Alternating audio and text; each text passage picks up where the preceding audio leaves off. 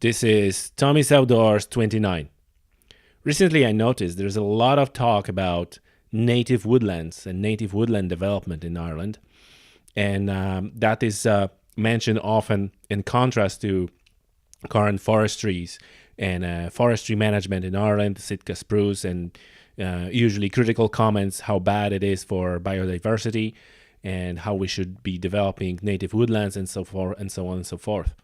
So, as usual in Tommy's Outdoors, in the interest of digging a little bit deeper and finding out what's up from various places, my guest and your guest today is Ciaran Nugent.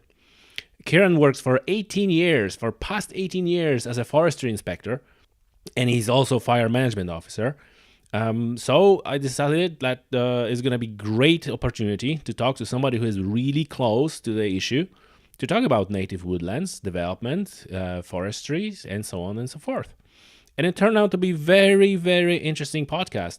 Ciaran talks about history of forestry, how it came to be, why the forestry has a shape and form, how it is today, historically, how we got to that point, and where we're going forward. It's a very interesting podcast. We talked about not only about the forestry and broadleafs and native woodlands, but we also spoke about all the various animals and wildlife that lives in the forest. And we also talked about fires. Very interesting subject. I think that everybody who is interested in forestry, or even if you're not interested in forestry, you're just a hill walker, you'll be able, after listening to that podcast, for example, to tell bad fire from good fire. Very interesting. So, well, without any further ado, ladies and gentlemen, Ciaran Nugent.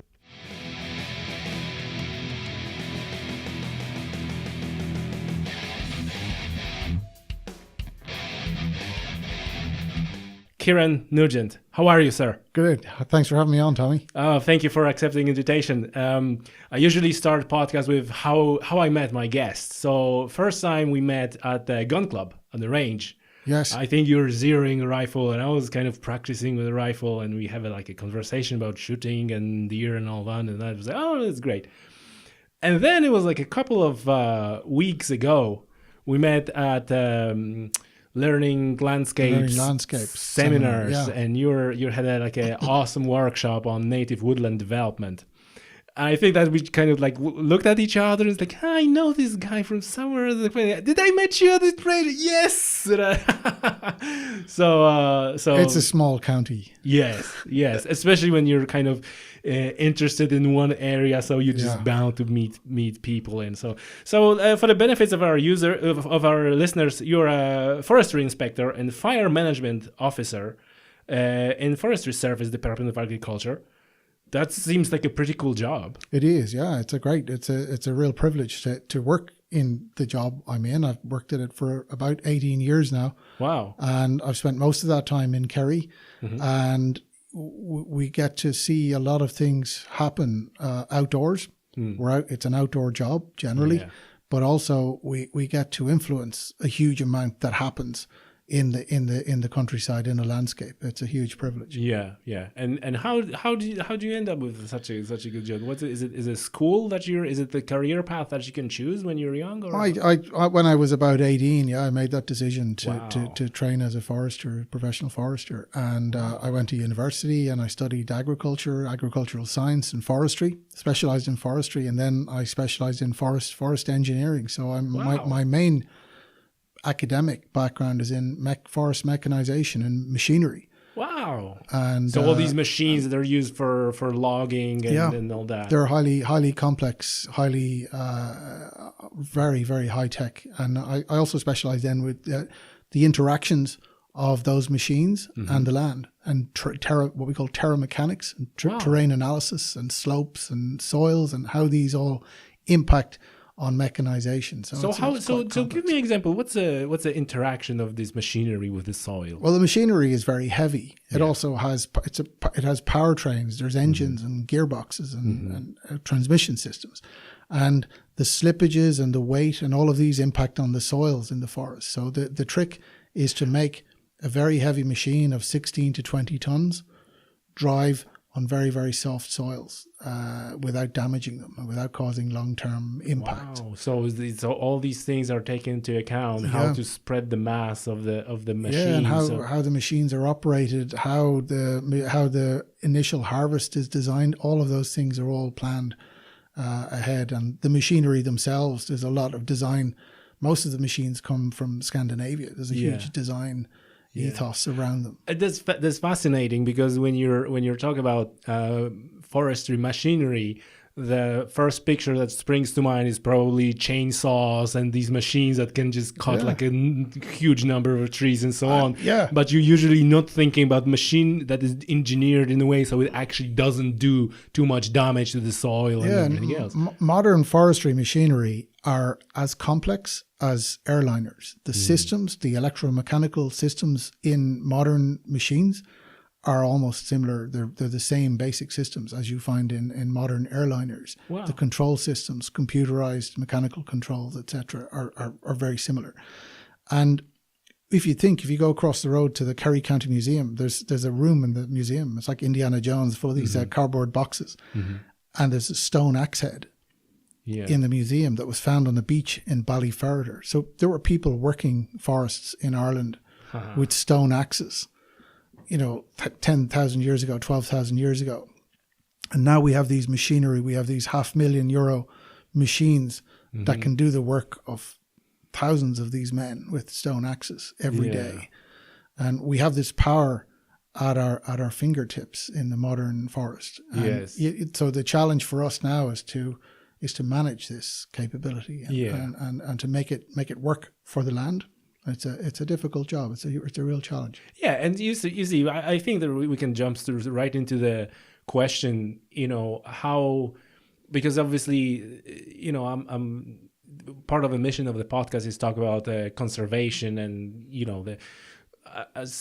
when I'm talking about people who working in conservation area, let's say the picture is pretty poor, and like everything is going to die and so on and so on. And but from I would expect that from your perspective, is it like that from your perspective as well, or is it like no, we're actually doing a lot of good stuff to actually develop more forests and so on? At a global level, there's a lot of problems. I think there's a huge amount of problems at a global level in terms of how we've managed the planet's forest resources. We've cut a lot of them down. Humanity has in the last few hundred years. At a European level, the story of forests is quite different. We have more forests now than we had in the past because of changes in land use. And in Ireland in particular, we have more forests than we've had since the 1600s. We have most forests for hundreds of years than we've ever had. And because of the work that's been done since independence, Ireland is almost independent for almost 100 years. And almost since immediately after independence, people began the process of planting forests, because as a country, as a society, we need timber. It's a strategic resource. It's something you need to do to build schools or housing. Whatever you need to do as a society, you must have the resources to do that. And our forest culture, our forest system has developed from a very, very basic type of forestry. We're now the privileged generation of Irish foresters. We're now able to make the leap from a very basic type of forestry into much more complex ways of doing this and producing and managing a resource in a much more environmentally sensitive way. Right. And what do you mean by simple and complex forestry? Is it like a diversity of the species of trees? Yeah, it's a diversity of the species, but it's also a diversity of the techniques that we use, the silvicultural systems, how we grow the trees. There's a much wider range of systems now available for people to choose from. And at the initial stage where we are planting the forests, we can choose those systems almost from day one and design for those. That's now where we want to take our forestry program. Okay, that's very interesting to hear that perspective, because again, by reading social media, the picture that I have in my head is like, oh, it's completely bad and wrong, and the iron is behind in some goals that were set and all that. So obviously in my picture, in my head, the picture is like, oh, it's very bad. Only forest that we have is like a timber production and single species Sitka and it's all bad. And I have you who's working in that. It's like no, hang on a second. There's like the picture is different. You're painting quite a different picture, it's a more different, optimistic. Yeah, it's a slightly different picture. Certainly at the start, the type of land that was available for forests. It's interesting. We're coming to the 100 years of the First World War, celebrating the end of the First World War is next week, and after the First World War, Ireland was part of the United Kingdom at that stage. And people became aware all of a sudden, there was an assumption in the 1900s, because Britain and Ireland had such less than 1% forest cover in 1914. And because our forest cover was so low, there was an assumption that they would just get the wood and the things they need would come from overseas, from the empire, from the colonies. Yeah. And that this would trade would be uninterrupted and ships would cross British dominated oceans with the biggest Royal Navy and the whole lot. Yeah. And whatever timber people needed would come from the colonies, would come from the empire. And all of a sudden, here's the U-boat threat in the Atlantic and the blockade of British shipping and the realization that, guess what? You need wood. To build an army, you need wood. To make explosives, you need wood. To feed people and to store food, you need wood. As usual, to build. War was a mechanism to kind of start thinking. War is a terrible consumer of raw materials, and they needed so much wood, and they just didn't have it. And it's no accident that one of the first things they did in 1919, when the dust settled after this, was the establishment of the Forestry Commission in Britain. And at the same time, our independence movement was really starting to take off at that point. So by the time we reached full independence in 1922, one of the first things the government here was looking at was, how do we get forests? How can we get wood? How can we start this planting program? And there had been planting programs prior to this, going back almost into the 1800s, and the Royal Dublin Society. There were lots of different measures to support forestry. But again, people like Charles Stewart Parnell, very famous historical figures, were also people who believed in independence, were generally interested also in forests, because they knew that Ireland would need this forest cover. Yeah. The other problem we had was that our population in the 1800s was very, very high, and almost all of the arable land in the state was needed for agriculture. So in defining new forests, a new forest policy, the only land that was available for planting was the land that nobody else wanted, the land that people didn't want to farm on, which was generally in the mountains and the bogs, the worst type of land, very, very challenging types of soils, very challenging exposure conditions, all of the things. Probably the worst places for trees to try and grow in were the places that were given, and the foresters were told, make forests. And they did, and they chose species from North America that could tolerate the conditions. Right. And they overcame the challenges at the time. The challenge was to produce wood and produce employment. And what was it? Was it the Sitka? Sitka would have been one of them. Lodgepole pine was another. Douglas fir on better soils. There was a whole range of species. And also then, as the estates, the larger landlords' estates were broken up, some better quality sites were brought back in, and species like birch and oak and beech were planted on these and grown on a commercial basis. A lot of ash was planted also, but the majority of the land planted was planted with conifers, because that's what the policy required, and also that's what the land really limited the people to plant. Yeah, and this is very and as usual, we had a quick chat before we started recording that when you have these kind of like a more detailed conversation, you kind of dig in deeper into the details, because this is very interesting fact that one thing is a production of timber, but also limiting factor of the soil available, because obviously you have farming and the conflict of farming and the lands for forests and the natural, that's known around the world. And okay, so I have this good soil for farming purposes, and then I have anything else that farmers is not useful for farmers, and like you said, like, hey, make wood there. Yeah. And like, okay, so what I'm going to do? So that's very interesting. It was never come up so far that can these soils where we have all those plantations of conifer trees, can it actually support anything else? Well, I think in terms of other species, the choice of trees that they could support is very, very small. And the choice that they can support productively is even smaller. So we have to go back to the kind of mind frame at that point, and the values that people had at that point. They weren't interested in the things that we have the luxury of being interested in. People were interested in employment. They were interested in emigration. They were interested in all of the things that affected people at that point. They were interested in survival to much bigger extent than we are now, because we have luxury. We are the first generation who have the luxury to question what we're doing, and we're the luxury to have that critical analysis of what we're now doing. And I think that's a key point.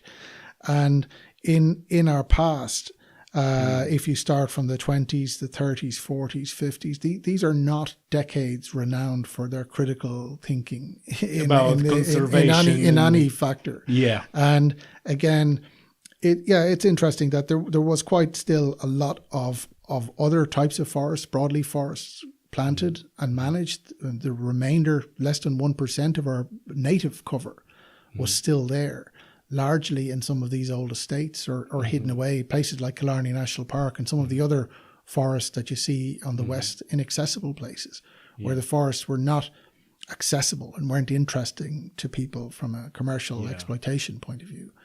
And that left with a very, very small kernel of native woodland resource to try and build off.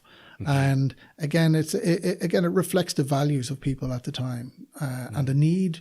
And there was a very strong need for the foresters at the time, who were predominantly state foresters. It was a state planting program. Yeah. They were obliged to make a return. They were obliged to make productive forests because they were using state funding. They were obliged to conform to the requirements to produce forests that would producing resource make a return. Timber for and that was a limiting element. And at the same time, some of those foresters did their best to try and make interesting forests, make and where the landscape was being changed, that they had there were attempts in a lot of places to try and make something that would fit. And you have counties like Wicklow. There was some really, really great species selection done in parts of Wicklow, and this continued pretty much up to the 1980s. The large-scale state planting program ran into the 80s and 1990s. And then we have the start of private forest planting and private afforestation, which is interesting because the land quality starts to get better. The choice of species begins to improve. And what time frame are we talking about? From the early 1990s, from about 1993 until the present. We've had a predominantly private drive in for new forest development. But is it also driven by timber production, or is it driven by like a recreational values? There's a broader range of people, so there's a broader range of objectives, but most of them are to secure the family farming. A lot of people would have farming interests that own land, and the interest there is to produce a second income source, a second a more long term and more reliable income source to back up farm incomes. And also then some people plant trees because they like trees. We have a lot of landowners now who want to do something that's enduring. They want to leave a mark, and forest is a great way to do that. And we see more and more private landowners having a wider range of ideas and a wider range of values. And our forests reflect the values of the people that own them. Yeah, and so that's incredibly interesting, and I never expected that you're gonna give us like a little bit of a history. Yeah. So that's super interesting. I'm just gonna check. Okay, that's fine. So, and tell me, like, before really humans become such a driving force of a shaping the landscape, what was the like a original kind of wild coverage or species? How does it look like in Ireland? I think after the Ice Age there was a resurgence. There would have been forest cover prior to the Ice Age, and it was basically covered by ice, and in most places, and in some places completely scrubbed away by glacial action. And after the ice age, our forest cover redevelops new types of forest.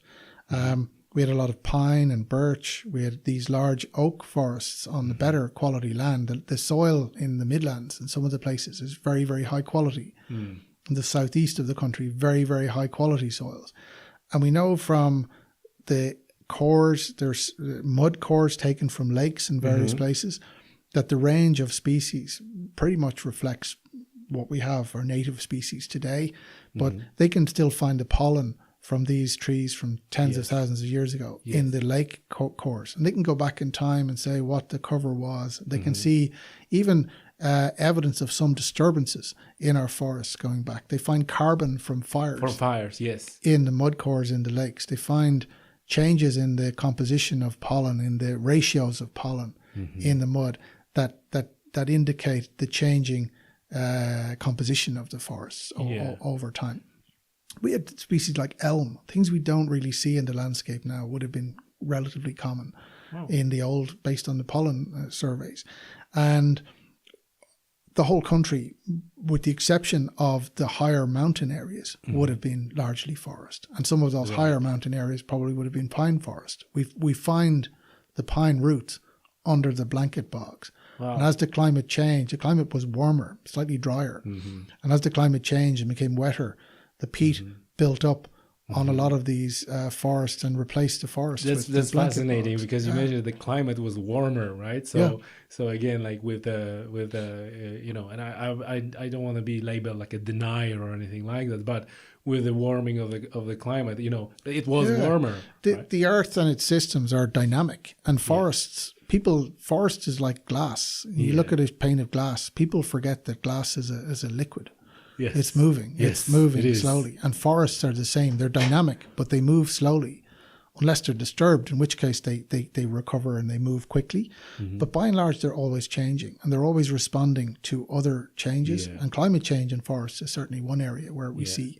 And the forest probably also shapes the climate itself, right? Absolutely. It's very important. And again, one of the easiest things we can do to combat climate change right now, one of the things we have to do very quickly is to get on top of our climate change challenge.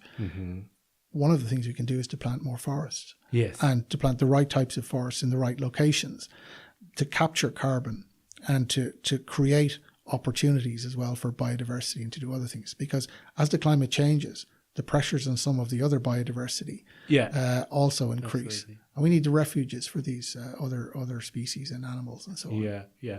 And so you mentioned that after Ice Age, the Ireland was practically covered by the forest.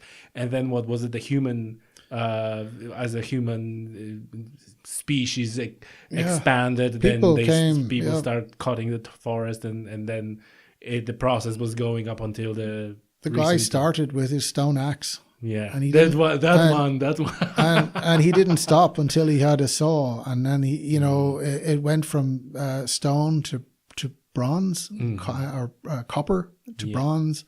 The technology improved every year. Every generation had a new technology. And can you imagine being the first guy to walk home into his village with a stone axe? Yeah. A stone axe is a force multiplier in your arm. It's an increase. It's a lever. Yeah. It's a weight on the end of a lever. The force that you can now, exert is much greater. Yeah. And the guy who walked into his village, the guy who invented the first axe or who came home with the first axe, must have been a very proud he was the man guy in that village that night. And the technology, of course, because humans were all about technology. We're constantly improving. Yeah. Once people mastered fire, that was it for our forest, because people focus on the axis, but what people really used to clear forests was fire. They burned the forest, they burned the wood for the purpose of then having land for farming and so on and so on. And as the first agriculture developed, the demand for more and more land, people begin to value other things. The forest would have provided a lot of game, food, and various types of things, raw materials for new villages and settlements. And as the population increased, You know, there would have been all the things people wanted, but without being overly romantic about it. It was probably pretty grim time to live. Oh, it was tough. It was so tough that we probably can't even imagine how tough it was. But right? A lot of the things, life expectancy 34 years, and you know, you think about your worst night out camping. You know, in bad weather, and you think about the equipment we have to protect us from that weather, and then you think Gore-Tex back membranes and all that, and tarps and sleeping bags, and everything is, you know, the best our technology can offer. And you go back, and people lived in those conditions. Yeah, they actually lived there. They were not camping there. They were actually lived. That was their thing. Day after day. Yeah, that's incredible. You have to take your hat off to them in some respects. But at the same time, everything they would have wanted was around them, in their surroundings, food-wise. And you had to know what the purpose of every plant, what the purpose of every tree, everything had a function.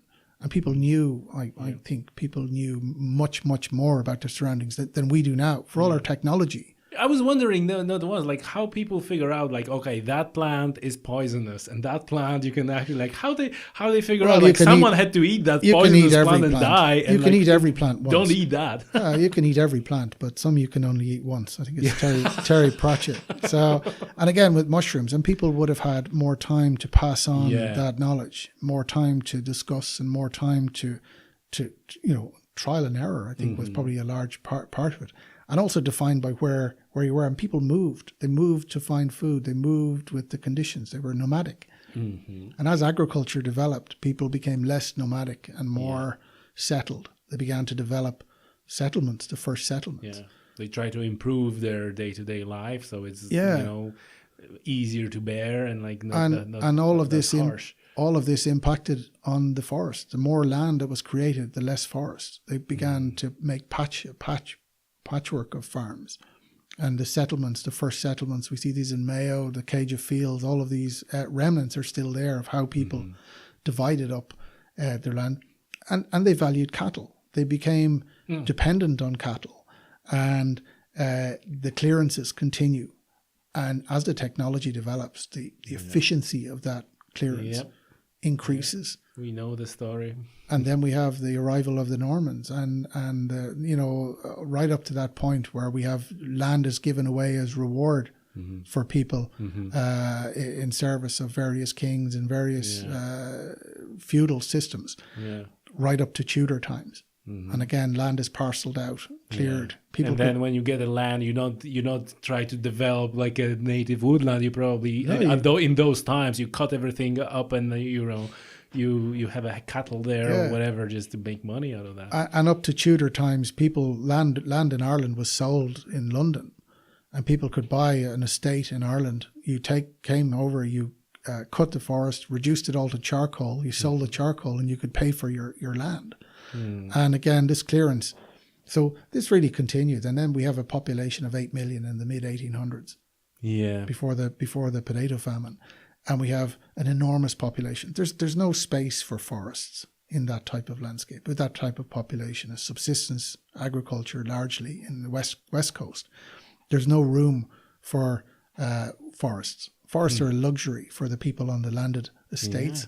For sporting use and for ornament, but by and large, it's a treeless country, a treeless landscape. And that's super interesting. And are you interested in history, like in general, or is it like a part of what you had to know? Like, is it because you have a tremendous knowledge about the history? I think history is important in terms of, you want to know where you're going, you need to know where you've been, where you're coming from, and why things, and perhaps not make the same mistakes. Well, you'd hope. Yeah. I heard that the only thing we learn from history is that we don't learn from history. That's bearing out, I think, in the modern media at the moment. It's bearing out in, you know, what's happening and the lessons that people didn't learn. Some politicians making statements. Yeah. Listen, you mentioned game animals, and obviously going back to these old times, let's call them. The forest was also a provider of food for all the animals that live there. So going back to the times where, you know, really all like 100 years ago, what was the animals that was there were there in the landscape that are not now right now? We know about the Irish elk or giant deer. Well, the elk, yeah. But was there any other animals that were specific to that time? I think in our forests, in the landscape we had, as an island as well, our mammal situation was probably, there would have been bears. They found remains of bears. They've been able to trace those back, and they're using actually some of the carcasses and some of the, not carcasses, but the skeletons of some of these animals. Tell us a lot about the humans that lived in. So scientists are looking at some of the skeletons. They're finding the remains of knife marks and flint marks on these. Yeah. And that yields huge amounts of information. And again, the availability of large carnivores, bears and wolves in that landscape shows that there was a lot of game. There was a lot of things to eat, where you have those kind of apex animals living in a landscape. There are records. There's a book, I think it's, the chap's name is Hickey. He wrote a book about wolves. There are records of exports through the port of Bristol, materials coming from Ireland, and the furs, the skins of animals are listed in these ledgers that came from the port, because they all had, there was a tax and a tariff and all the rest to be paid on them. And they had the skins of all of these different types of animals. So there was a very, very large amount in our wooded So like a brown bear. The bears were almost prehistoric. They were gone before people were killed out around the time. But the first wolves people. were present. The wolves were present until 1750, and records of the wolf skins appear in these export records. So there's documentary evidence of this. And the last wolf was killed on the Carlow-Wicklow border in 1750. So that's, wolves are making a resurgence in various parts, even some of the most densely populated countries in Europe. In places like Holland and northern Germany, wolves are making a resurgence. They're making a resurgence in Norway and France, southern France and Spain. Wolves are making a comeback. And we hear people all the time, can we rewild Ireland enough? Yeah, I was gonna. You're preempting my question, because this is an obvious question right now. I think we're too far gone now for wolves. Yeah. But I think the idea of having a landscape that can support the animals we have is very important, and particularly some of the more endangered ones. It's very important that we have space for those animals.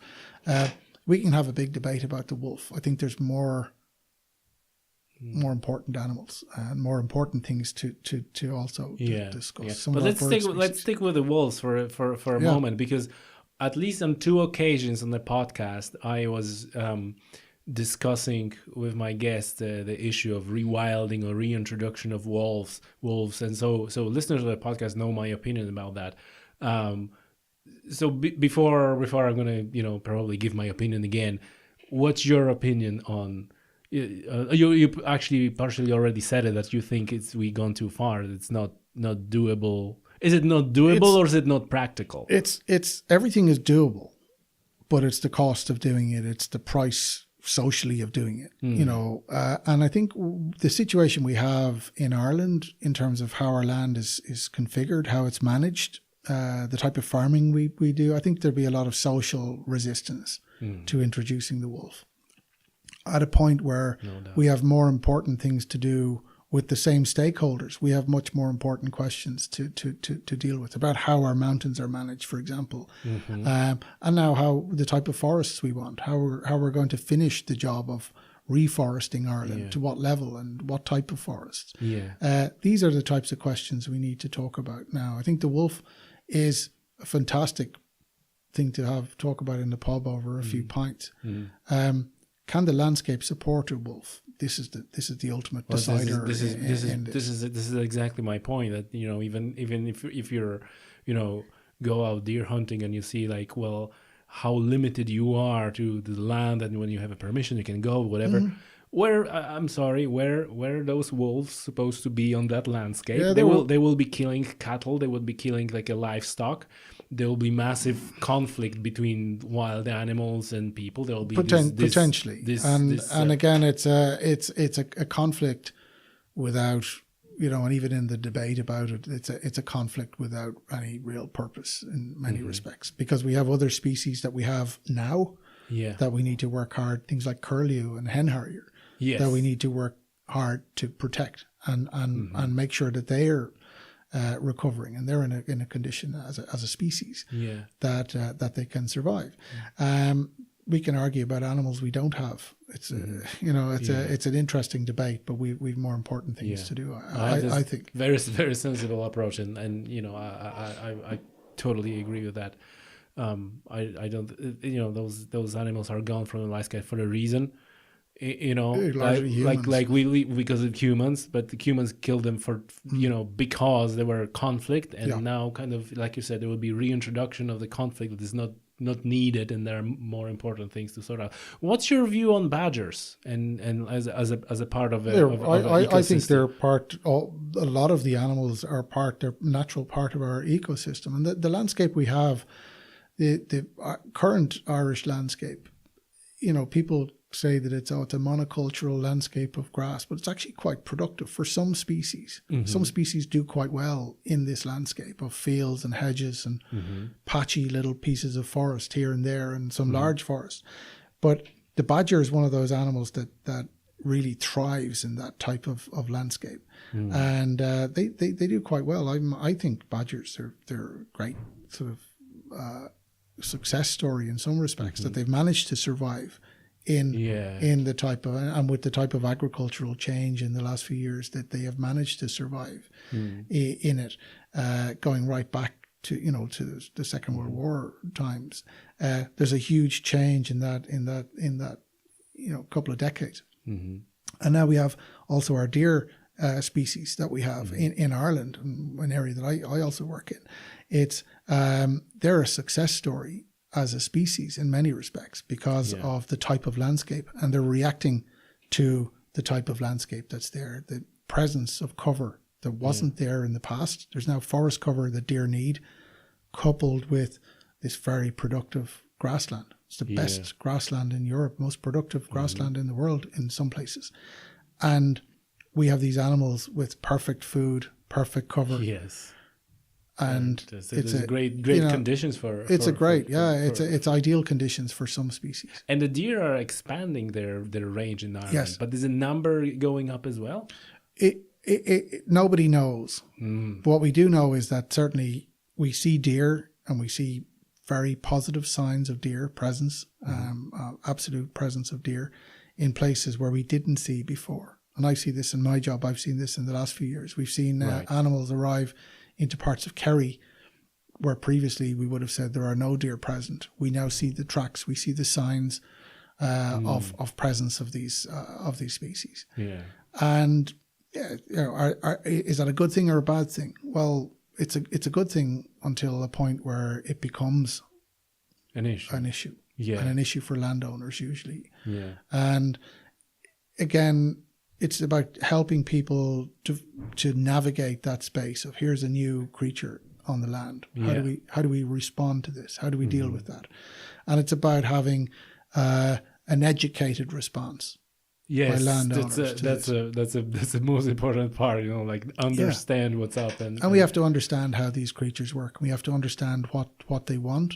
And also what they're trying to tell us, because these species are also quite apart from just being animals. They're also indicators of good or bad practice or good or bad elements in the landscape. If our forests are being managed properly, the deer will tell us. If they're being managed in an appropriate way, the deer will tell us the population and the responses of populations. Yeah. Would you say that there are any benefits for having deer on the landscape? Because obviously there's a point of view that every deer should be shot, and there's they're just. I think deer are part of the landscape. I think they're a natural part, and even though some of the species aren't native to Ireland, they're part of our. We talk about history. These deer are part of our heritage. They were introduced at a time by landlords who thought that they could do this. This was part of the job of being a landlord, was to introduce game species onto the land, and the introduction of the fallow deer was by the Normans, and fallow deer were there as a game species, purely for sport. I mean, they're not farm animal. They're not they're not something forever. They're confined to, their use is confined to the nobility. And they were introduced so the Normans could go hunting, because this was something they enjoyed. And they hunted with horses, and they did all this sort of stuff. And the Sika deer was introduced in the 1860s into Wicklow by Lord Powerscourt, and then introduced here into Kerry and to a number of other places. And again, it was introduced for sport. And I think that at the moment, Sika deer in Ireland also have like a global significance, because it's kind of like a pure, more or less, they're pure, supposed pure to be blood. a very pure strain. And there's different strains from different parts. They're an Asian species originally. But they're also a really forest species, temperate forest, Asian forests. And they've responded to our landscape really well. They love it. They can thrive in our damp climate. Yes, because that's what they like. The marsh kind of. And the places with that mix, those remnants of the old forests and some of the new emerging, there's some new forests emerging also. Those spaces where we find those mixes of forest and farmland, different types of forest, commercial forest, native forest, and that farmland, mixes of intensive and low intensity farming. They're the places where we see the most activity by Sika deer. They respond really well to all of those different, and parts of Wicklow, parts of Kerry, South Kerry in particular, where we have very large populations, are the places where we have that mix of land uses. Ciaran, I got to ask you about one more species. I know that you like it, goats, feral goats. What's the story with feral goats, and how, I know that there is a damage done by the goats, and like, what's your take on I think goats like deer, they're again, in the places where they're found, they're usually there for some historical or some local reason, and they're part of the landscape in some respects. They're also quite useful. So some of the other work I've done is in relation to fire. Goats will eat vegetation that other species won't touch. They won't eat. They'll eat types of woody plants, types of things that would otherwise be available for fuel. So they have a use in some respects. And what we see in other countries and in parts of Ireland now are where deliberately introduced herds of goats are brought onto land to treat and to reduce fire risk. I hope I will have on the podcast a guy who is farming goats for exactly like you said, for the purpose of either preventing fires, because they can I suppose graze and graze on the hill to prevent, like you said, and also for like clearing the sites. Because you just get the goats there, get out. They're a fantastic animal, very hardy, very robust, very healthy animals that we find. In the wrong place, yes, they can be a problem. Biggest problem are people. In terms of damage, in terms of pests, the biggest pest are people. In forests, causing damage, barbecues, litter, crashed cars, burned. I'm a little surprised that you said that, but I totally agree. With you. So it's goats are they're an old Irish entity. Because there's like the goats, like an old Irish type when they have like a horns that are growing together and then coming, and then they're kind of mixed with more modern goats, so to say, which have like a different shape. And there's a school of thought around conservation of some of these older types of goats, which again is if they're part of our heritage, we have to decide are they part of our heritage. Yes, they probably are. And if you think back into those, when we had a lot of people living here, if you were on very poor land, you can't keep a cow, you can't keep the things people would like. Goats produce milk. They're very, very productive animals. They don't take a lot of keeping. They don't take a lot of feeding. So you can see why people would have kept goats. And the goats we have now are a remnant of that. And in a sense, they are. I absolutely think that they should be protected in some shape or form. I think protection has, can work both ways. I think they certainly should be looked after. Whether we want full legal protection it maybe is another question, but certainly there should be the attitude towards goats should certainly be a little by more full positive. legal protection. You mean like In the same way to deer? Yeah. But I think you will still envisage like an open season for them.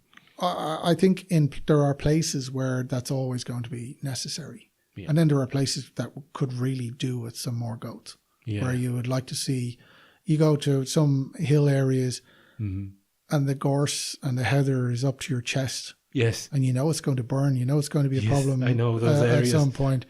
And you could say, God, you could do a lot with a flock of goats because you can't get machinery into some of these places. Maybe you don't want to do some prescribed burning. You don't want to do that. But we're somebody on site all the time eating. Is always a good thing. And, they have a very, very definite use. And when it comes to other species, and again, some of the bird species, the ground nesting birds and so on, in creating a suitable landscape by managing some of that older vegetation. The vegetation management is very, very important now. There's a much better understanding of the role of vegetation management. It's not about just stopping people from hunting birds. It's also about making sure there's enough food, making sure that the landscape there's a habitat for them so they can the prey species. And a lot of that comes back to habitat and vegetation management in a habitat. There's a role for grazing, prescribed grazing in that space, using animals, particularly cattle and so on, but also goats as a feral animal. Can also be quite useful. That's very interesting. And so I gotta ask you about the fires and about the gorse fires. Like, what's your take on that? Because then again, like I know that for example, in Poland, that's a big issue. It's kind of bad. You can't do that, but farmers keep doing it. And there's also two arguments of a discussion whether it should be done, it's good for soil, yada yada, or no, it's completely bad and it's destruction and nothing more. Like, what's your as a professional in the area, what's your view on that? I think fire is a space that we have to rediscover as humans. We've lost the ability to use fire that our ancestors had. And you go to North America, and I've trained in. But North we have America. engines. We have engines that are using fire from we've captured. Our whole system of life is based on fire. But I get your argument. I was kind of I can pull up on a computer. I can pull up a current satellite image, live satellite image of this planet of fire detections, and the whole planet is on fire. At any given time, there are parts of the planet burning where people are using fire or there's natural fires. The whole equatorial region of Earth is on fire. And places like Australia and so on, there's periodic large-scale fires. Where are even species of trees that require fire. And other plants that require this fire-adapted landscapes require fire to regenerate. Pine is one of those species. And we would have had some of those species present in our landscape. And there's evidence going back in the coal deposits from Ireland of huge, this is before the Ice Age, huge fires, where, absolutely enormous, and like the size of County Donegal. There are coal deposits where they find the carbon from the partially burned wood is in the coal. And they know it's burned. They can tell from the carbon isotopes that it was done by fire, and this is now trapped in coal crystals. It's amazing. Right. But fire itself is we have to and particularly as Europeans, we have to get ourselves back into a comfortable relationship with fire, and we have to learn to live with it. You can ban it. Fire doesn't care about your laws. It doesn't care what the dates are of the season. But I mean, like the farmers are setting those fires on purpose. So and that's part of their agricultural practice and going back in time. That's how some of that land is managed. So what we have to try and do, and I suppose my view on it is that we can police ourselves out of this problem and into another problem. We make the problem bigger by policing it, by banning fire and making it illegal. we create another set of bigger problems down the line. Like? Or bigger fires, more fuel, more vegetation. Okay, got it. Different got landscapes, Got it. succession in So areas. typical thing, like I think it was come into like a mainstream.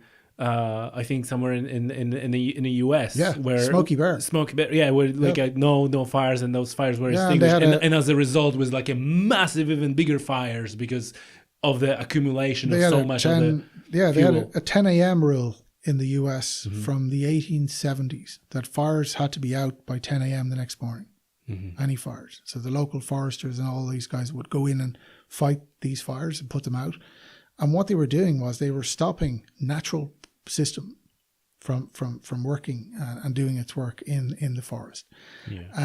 Our forests in Ireland are obviously slightly different. The mechanisms are slightly different, but the principles are the same. And if you prevent fires for long enough, the fuel loads, because it's growing vegetation, and fuel that isn't eaten, vegetation that isn't eaten or doesn't rot down or doesn't get used for something else is available in the landscape generally as fuel. And we saw that this summer where quite separate from the normal types of fires we see coming from farmers, we saw huge amounts of fires in places where we don't normally see fires because the general public, the behavior of ordinary people next to large fuel loads in some of the national parks, next to some of the bogs in the Midlands, these sorts of places where there hasn't been really any grazing or land management, the fuel loads are there. And those fires are very, very difficult to deal with. The fire in the Sleeve Blooms took nearly a week. Lots of people, lots of aircraft to try and suppress and knock back. So my view is it's better to learn to live with fire, get comfortable living with fire, and understand, like our wildlife, every animal, there are specialists in deer who understand the biology of deer, what deer want, how deer breed, all of these different species. We have to treat fire in the same way as we treat these species. It has things it needs. And we can tell in the landscape when we see the fuel loads develop, we can tell that there's a fire potential. And we have to start managing those landscapes to reduce that potential. And there's a range of things we can do. We can obviously, good active farming in the highlands and the uplands is the best way. But the problem there is that the farmers in those places are getting older. They're getting less every year. We've fewer and fewer of these types of farmers managing the land in the right way to manage the fuel. So and for us in forestry, it becomes a problem because the fires come from outside the forest because of the way our forests are located, where they're located in some of these upland areas. There's a lot of vegetation. And we're redeveloping our fire culture now in forestry to adjust to this. And it was something that we had going back when we started planting first in the 1920s and 30s, right up to the 1970s. There was a very strong fire management culture here in Ireland. Which is crazy because it's one of the wettest countries in Europe. That's interesting. So you're not necessarily think that this is a bad thing, those fires that you can see, because obviously the argument is like, all the wildlife, all the birds, everything, And they will be destroyed by bad fires. So there's two types of fires. There are good fires and bad fires. And what we have to do is manage the good fires that perform useful functions and don't damage the land. And what we have to try and do is prevent bad fires from happening. And that comes from fire management officer. So listen up, folks. It comes from literally decades of experience in other countries with much bigger systems, much bigger budgets, and much more experience than we have. So what are the bad fires? What we saw this summer in our conditions was a worst case scenario of bad fire. Type of bad fires. We have fires next to urban areas in Dublin and the South Dublin mountains, where we have a lot of people living next to those areas who can be affected by smoke, who can be put in direct danger. There are fires that absorb our small fire service. There's only 5 million people living in Ireland. So we have a fire service that relates to that type of population. We don't have the scale that they have in other countries in terms of being able to put people up onto the mountains to fight fires. We have fire service designed and intended to fight fires in towns car crashes, these types of So things. they're not really equipped to deal with the They're massive- equipped. They've been equipping in the last few years and reorienting themselves to deal with this issue.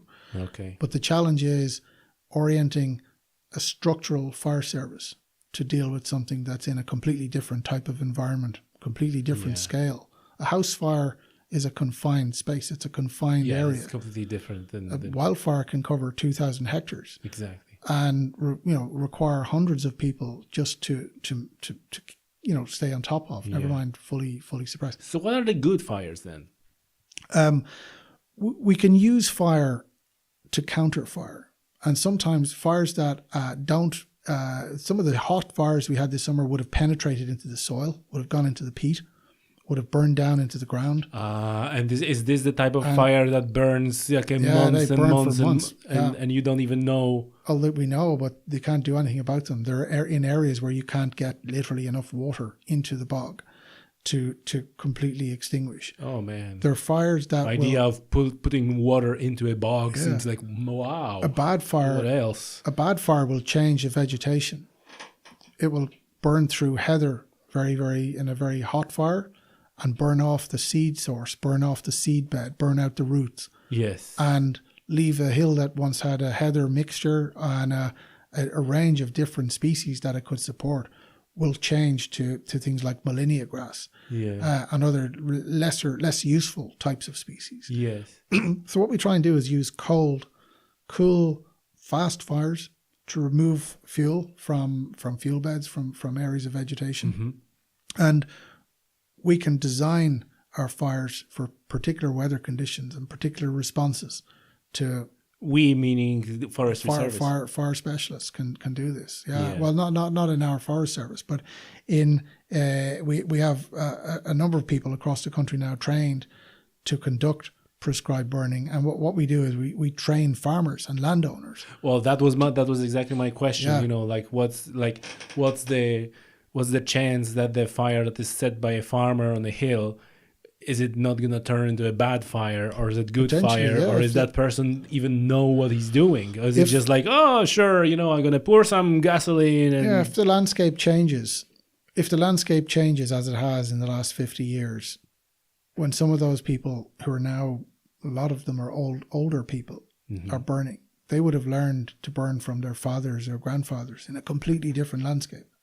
Right, so it's not suitable anymore to the landscape. The traditional techniques. So what we have to do is we accept the tradition, but the technique has to change. Right. So what we've done is we've brought international standards for prescribed burning, and we're now learning. I think we're just learning still how to do this. Right. We're learning how to apply these in our conditions. And is there any sort of a program that you going out to farmers and say like, hey, learn about burning? Yeah, every so often people run various groups. We have local fire groups in different parts of the country, and they run days where farmers can come along and see the new techniques being used, and show people how. We're not saying it's a better way, but I think it's a better way. Yeah, safer, maybe. It's a safer, maybe much safer way, and particularly where you have a lot of older people. Learning to work in teams again, I think, is very useful. Learning to look after each other, and learning to know what they want to do. What's the objective of putting fire on the land in the first place is very, very important. Yeah. And if you go way back in history, people would have used fire to manage for game and for different things. We can influence, and again, going back to the forest, we can influence the forest and the animals in the forest by the judicious use of fire. So what you're saying is essentially like a good fires, properly managed, damage that is happening to the wildlife. It's something that you're willing to live with, because if we're not going to do that, then the damage is going to be much bigger. I think a good fire is small. Mm-hmm. It happens in winter. The numbers of animals present, the animals are not present to be damaged. It happens in winter. It can happen in spring and in early spring, in that space where the vegetation has to be in a flammable state. So burning green vegetation in early autumn, it doesn't work. Right. Getting the right weather in our conditions here in Ireland really means doing this into early spring, if the weather is suitable, and that's important. And also making sure that the the types of animals, some animals benefit from fire, things like grouse. But if you burn the whole mountain, everything is gone. So it's having patches, tiny patches. Yes. Meadow pipits, hen harriers, curlew, all of these species can potentially benefit from that mosaic of tiny spots of burned, or not even burning, any kind of change, mowing, grazing, any type of difference in the vegetation can help.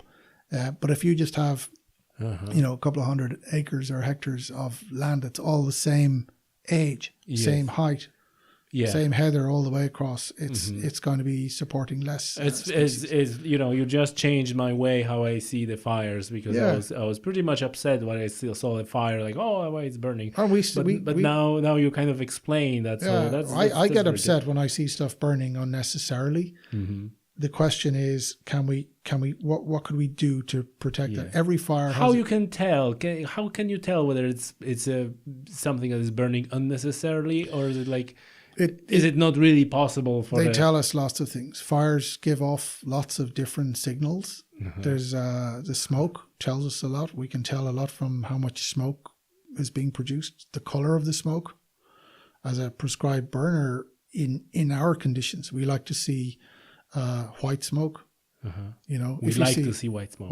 White. It means there's moisture present. It means the soil is going to be protected. If you see heavy black smoke, brown smoke, it's not good. It means that that's a very hot fire. It's likely to penetrate into the soil. The direction of the fire relative to the wind. So a fire that's being pushed, imagine a bulldozer pushing a fire, that's going to do less damage than a fire that's moving back against the wind, that has a long, long residency over the soil. It's going to put more heat into the ground. Yes, so the slow-moving fire is worse. And the terrain, all of these things all come in. So it's a very complex. We do a lot of training to learn about it. It's a very complex space, but the fire itself gives us a lot of information just looking at it. And one of the things we do is we analyze when we're looking at fires for firefighting. We say, okay, how can we best treat this particular incident? And the fire itself often gives us those that information. Yeah, if you're out in the field, in the landscape, and you see the bad fire, or fire that is like a slow moving black smoke, is there anything that you or anyone should do? Well, you call the fire service is the first thing. They're the agency responsible for to put a fire out. But if you just see the farmer who just set this fire. Well, fire service probably not gonna go there, because the farmer will say, like, it's my land. I set the fire. If the farmer is doing his job correctly, he will have phoned the fire service first to the control center and said, "I have a control burn. There's a process for this," and he should be doing certain things. He should have a plan. He should know what he's trying to achieve. He should have a few people working with him. And sometimes old guys go off and they'll do this themselves. And there's a season that they're allowed to do this. It's safe and it's acceptable. And then there's a season that it's not permitted. And in that, then, and what is that season? From effectively from March through to September 1st. It's you can't. You can't legally. Yeah. From March to September. Okay. From March the 1st to September the 1st. Yeah. So it's about having an understanding with those landowners and making sure landowners are educated that they don't do that in the first place. Is a better place. That's fantastic. Listen, I just want to quickly touch now on the program for developing native woodland. Can you talk about that, because I found this on the workshop that you were giving, that workshop, incredibly interesting and kind of maybe change in attitude towards so to that point, even what you said is like, oh, we're gonna produce a lot of timber and we have a species that are good for that, and that's the main purpose. But I think this is kind of like a change in tack a little bit for developing native woodland. Yeah, it's augmenting what we already have. And I suppose what we have to do is say our society wants more native woodland. That's our job, is to give society what they want. They pay for it. So if people want more native trees, then that's by and large what they would. Now, what we have to do is persuade lots of landowners, thousands and thousands of landowners, that they need to plant some native woodland, and they need to do that in a way that doesn't impact on how they farm, and they need to do that in a way that won't reduce their ability to make a living from the land. You know, if we convert the whole country to native woodland, where do we put the dairy industry? Where do we put our sheep? Where do we put all these other things? Yeah. So it has to fit in that matrix. It has to fit into that system. And there are places that we can do this where it can help landowners, it can help farmers to do what they're doing.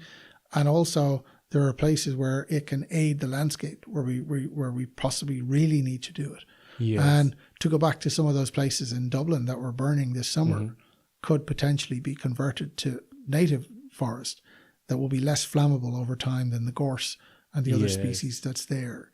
And it will be an amenity and a landscape improvement over time. Yeah. But first you have to persuade the landowners to do this. Yeah. We have schemes and we have systems that help that. We promote the schemes. Yeah. Protecting our rivers is very important. Having the rivers being the connections between the different landscapes. I think having the native woodland growing along the rivers is going to be very important. Making the space for that. Wow. And connecting those woodlands together, that's going to be very important. Yeah. And listen, do you think, is there any chance that the big timber producers like Kilte or others, that they will get into that scheme of developing native woodland? Yeah, I think the Quilcha certainly have been doing that already. They've been converted. A lot of those early places, go back out to Glentonassic in the Dingle Peninsula here. Yeah. Production forests, there are certain production forests that as they've been harvested, a lot of the replanting is focused on native woodland and other broadleaves, maybe non-native broadleaves, but the native woodland approach to restocking some of those areas is certainly happening. It's happening strategically in the places where it can have the most benefit.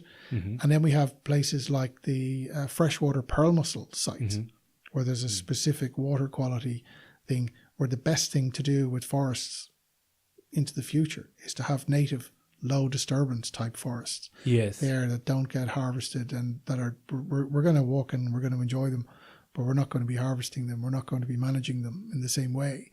And that's been happening. It's been quite successful as well. And in South Kerry, across the South Kerry area, we've had a lot of examples of that. We have those examples in other parts of the country also. Yeah. And so do you think that these Sitka monocultures are bad, or they...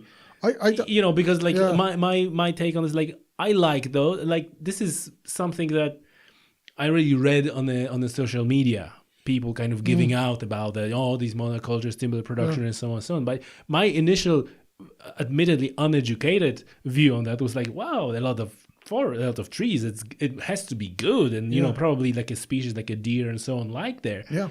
And then, I hear opinions of people arguably more educated than I am, like, oh no, it's bad, it's only timber production, it's the monoculture, whatever. And like, which is so? So what's your take on that? I think the degree to which it is monoculture is open to debate. We have 60% of the estate is certainly conifers, is Sitka, but in terms of the other species, 40% of the estate is something else. And in the newer forests, that percentage is higher. And say, for example, in terms of broadleafs, it's about 30. We have about 30% broadleaf cover nationally.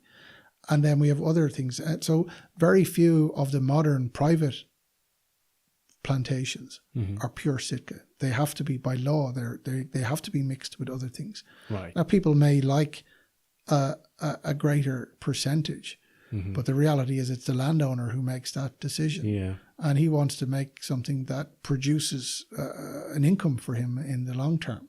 And the best income, unfortunately, comes from the conifers. Now, the conifers are a great success story. At the same time, they're worth €2 billion annually. There's 12,000 people go to work every day in that industry, moving these things from A to B and processing them and then shipping them abroad. And that money comes back into the rural economy. So the monoculture argument, people have pretty much made a good case, I think, in it. It's not always the correct case. Right. But certainly I would like to think that our next batch of forest, and certainly in my time working, we've had a good range of other species mixed in. Yeah. You know, it's at about the 30-40% mark in terms of the mixtures that we've had. Going forwards, I think we're going to see more broadleaves. We're going to see more other types of conifers. The land we're getting is better quality. And how are you getting that land? Farmers. Oh, you People mean are coming from and other is landowners. that the case? What you mentioned, that the farmers like age is they Yeah, getting well, that's older, part of it, but know. also the type of farming is changing, and farmers want to put some wealth. They want to have a pension fund. They want to have different things, a college fund for children. Forestry is a good way of doing that. It's not about replacing the farm. It's not about let's get out of farming. Let's pack in the farming. It's just a different use of the farmland. It's about making that land work and optimizing the income from a particular piece of land. Right. And if it's done right, a farmer can help his income. He can help the land to work better, if you know what I mean. By having the forests in places maybe that are problematic or cost money to farm, the wetter areas and so on, or by having, say, native woodland along rivers to protect the rivers from cattle, to protect them from other things that might come off the land. So if there is a farmers listening to that podcast now, and I know they do, what are the things to look first to see if these are lands that are suitable for native woodland? And once they identify this type of land, what they should do then to get going with it? Yeah, I think for all types of forest and for all types of land, the first thing is to know what you want the forest to do for you, what you want it to achieve. College fund. It could be a college fund is a good way. A pension for somebody in their 40s, mid 40s. A lot of farmers now are in their 50s. A good solid pension fund, you know, for 20 years down the line or 15 years down the line. That's important. These are the things that you can think about. Getting good advice, going to the likes of Teagasc for good independent advice. There's specialist foresters there can do that. Also, so what's that again? Teagasc, they're the Farm Advisory Service. Okay. They have a lot of useful people there that can. How do you spell that? Teagasc. Okay. Teagasc. It means knowledge in Irish. Apparently. Oh, okay. So, yeah, there's advice can be had on it. Talking to other people who've planted is very useful. Talk peer-to-peer advice is obviously very, very useful. But the most important thing is for farmers to listen to themselves and understand what they actually want from their own holding themselves, what they hope to achieve. And to get, look at all of the facts. It's not something they need to rush into. There's nobody, it's a long-term decision. But I think it's a decision, once it's made, most people I've met have been very happy with. Yeah. And there's also development then involved in that, because I remember, like you're saying, like there are species that are kind of pioneering species, and then kind of developing into the, I remember what it stuck with me. They said like, oh, everybody would just want the oak. But, oak is a tree that goes, after many things happen on the landscape. So you just don't go like oak is, you need to start developing. And I think it's having a blend. The native stuff is great from a biodiversity point of view, a landscape point of view. From an income point of view, it's less attractive than commercial forest. It's commercial forest for a reason. You can sell it.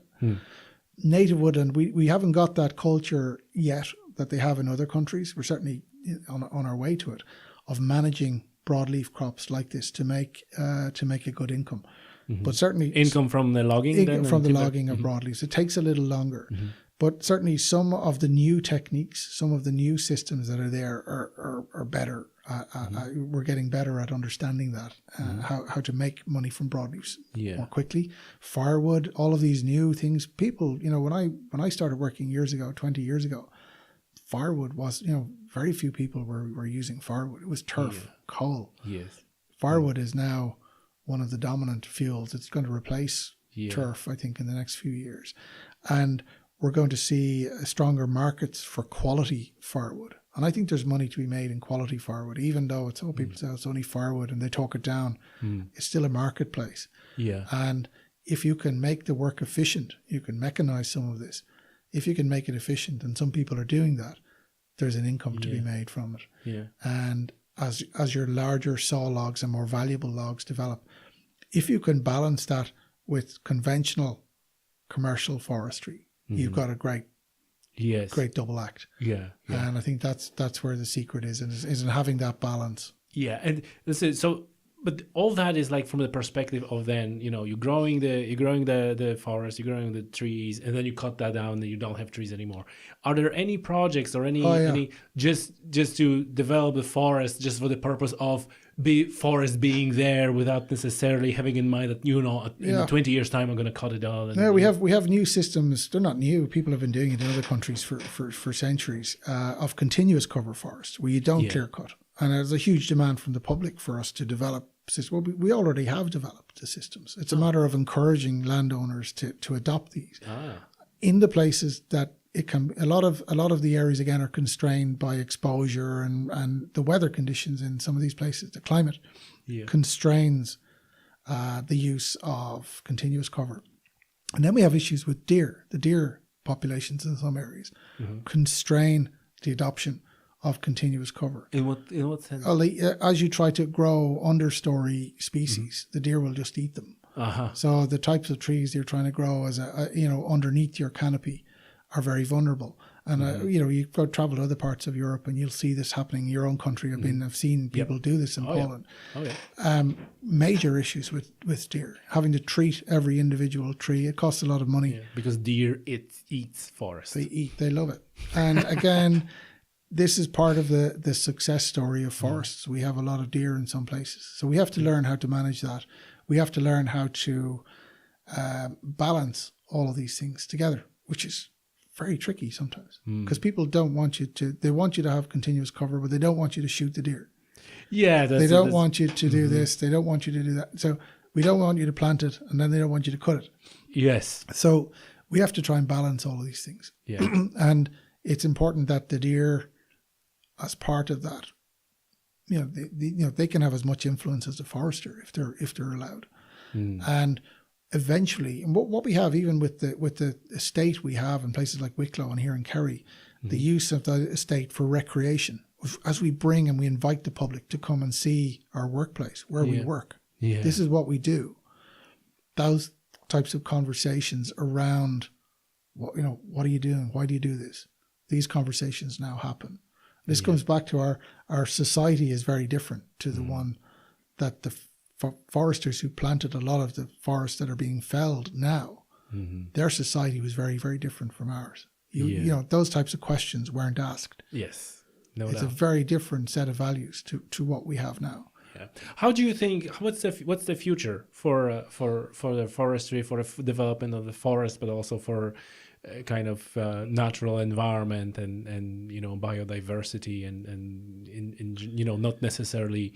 Do you think that the future will be mainly commercially focused forestries because that's a need, or do you see a little bit of more of a development, of the a wild places, for the want of a better description? I'd like to see a balance between the two, but it's a very difficult balance to fit, to make the biodiversity elements attractive for landowners, because we're primarily dealing with private land. For landowners. So what we have to try and do is find systems and mechanisms to balance the cost of biodiversity measures, pay for those or make them reward encourage those. Farmers to actually... And at the same time, make sure that commercial forests aren't affected and that the commercial activity can continue without too many, there has to be some restrictions, obviously. There has to be controls over certain things, which we do. But it's about having that balance between the two, making sure that people can live off the forest, make a living from the forest, while at the same time the forest can go on living and provide opportunities for other things. And I think the recreational space, again, it's very important that we have a space that can support recreation. Yes. And a forest that's attractive for recreation is likely to be a good forest in many other And that's respects. a likely forest that will stay there because and that's like you said, that people, Yeah. landowners can have a benefit of. And is that the trend that is developing? Is that something that you see more and more of, kind of forest for the purpose of recreation and people? It's certainly being encouraged. And again, here in Kerry, we have a number of places that are managed purely for recreation. Forests have been established. And I've met certainly a number of landowners who have planted forests purely for biodiversity and recreational use down the line. And they know themselves that in time, this, their intent is to have public spaces for the forest that they own. And is your hope is that trend will be developing more? Is we're going to see more forests planted for the purpose of recreation and I think certainly the supports and the schemes and the measures are there. It's about having landowners and local authorities and people who have land and forests that are suitable making those decisions. We've seen, and again here in Kerry, we have a very, very great understanding of tourism and recreation. Yeah, and I heard the phrase "holiday county." It is. Yeah, this is the the Riviera of Ireland when we get to no weather. doubt, and we've got some very good examples of people using forests for commercial recreation. We've got good examples of people using forests, even state forests they're the backbone of the walking routes. You enter the landscape in the forest. Yes. The main routes for all of these main tourism routes are generally in forests for the hiking trails. And the access roads that we use for harvesting are also used by people hiking. They're used for people on bikes. There's all kinds of things happening on them. And that's great. And I think as that demand and people's understanding of these spaces improves, the demand for more space, more forest. Now I remember I had on a podcast, I think his name was Brian Fennell. He's from the County Wicklow Partnership. And he was also talking about kind of working with farmers, landowners, exactly for the purpose of building trails and kind of, even if not particularly developing their land for the purpose of that, actually allowing access to the public for the walks or stuff like that. And one of the best examples, and people from Wicklow actually come here to Kerry to learn from the Kerrymen. One of the best examples is in the Reeks Access Programme here in Kerry for the mountains. The highest mountain in Ireland is on private land. It's privately owned by a group of private farmers. Oh. It's not a state national park, or it's effectively a farm. It's farmland. And it's 1,000 meters high, but it's still a farm. And there's a system there to help the landowners balance that demand for the recreation with their need to farm and do the things that they're doing, and their ability to make a living from their land. Everybody's coming to visit, but how do we contribute to these guys? So there's a very, very good example of that here in Kerry. And again, we can learn in forests from some of these systems about how we use our forest resource. I can think straight away of some really, really great privately owned forest plantations that would have a very good recreational potential.